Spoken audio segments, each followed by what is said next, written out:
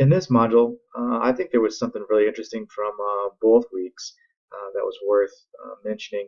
The first one in week 14, the rise of social networking sites and the concept of narcissism and the interaction between the two. This is especially prevalent in the society that we're living in now, where more and more youth and teens, and in certain ways for adults, for all that matter, become more involved with the various platforms, Facebook, Snapchat, Instagram, Twitter, LinkedIn, and the list goes on, and about how different different types of personalities choose different platforms. It was interesting in that Facebook. I know, especially for me, I just use it to keep up with friends that I've known for a long time.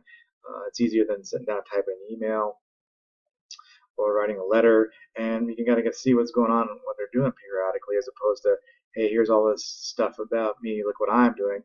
I kind of post some stuff periodically, but not very much, maybe every couple weeks or a month, so that people can kind of keep tabs on what's going on, and so and have conversations and write stuff.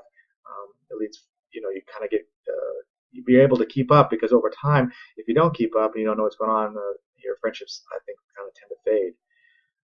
And also, too, with young people, making them aware of some of these issues that are going on, especially with the decrease in empathy, which I think is really important in society, because over time I think we're becoming less empathetic towards others, and I believe that's going to be a real problem in the future moving forward. The second one was this current week's, week 15, on coding. And so anytime that anybody states that everybody should learn to do X, I'm always a little bit hesitant about that. I think that coding has its role, it has its place. I think it's important. We need computer science programmers, engineers, etc., more than ever. But to say that everybody should take it, that everybody would benefit from it, I disagree with that, because I don't know of anything that everybody should do that they're going to potentially benefit from within that respect. So, part of it is contextual and part of it is motivation. Yes, there are going to be a number of students who are motivated. Yes, there'll be some good opportunities for some financial outlets for students, especially as we're moving forward. But 20 or 30 years down the road, with the rise in technology, maybe coding will become a thing of the past. We won't need to code, because with artificial intelligence, I'll just be able to go tell a computer, hey, I want you to do X, Y, and Z, and then it will take care of it off of verbal voice recognition. Or maybe I'll be able to tap into it with sensors in my brain that have been implanted, and I'll just be able to think it, and it'll be created.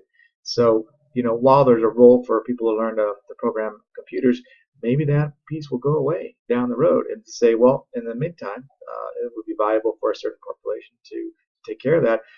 But overall, no, I'm not so convinced, especially when you talk about, Bill and Melinda Gates, that, everybody needs a college education. No, I disagree with that. Not everybody needs or wants a college education.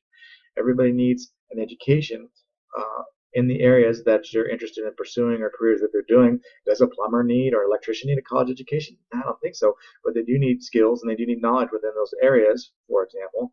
But that doesn't necessarily translate to come across the board and being college educated. So over the course of this module, I thought both of these topics were fairly interesting, and there are some good discussions that have gone on within them.